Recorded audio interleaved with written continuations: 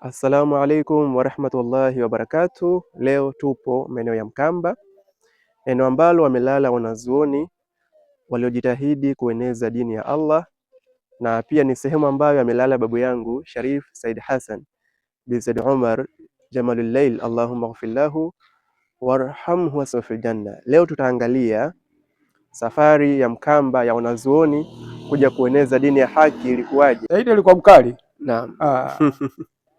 Akitoa mawaidha na kwambia hapo, lakini hapa ana silaha hapa. Naam. Ana silaha kali kabisa. Ndugu yake yuko pale Kitumbini msikitini, baba moja mama moja kazi kwa Kitumbini.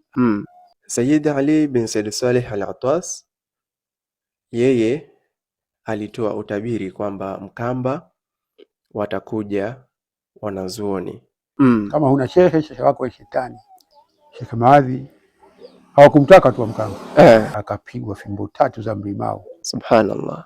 Akimrudisha huyo sio muridi wangu, akamdhalilishe kwa kumpiga Sheikh Maadhi fimbo 3 za mlimao. Huyo ndio Sheikh Maadhi.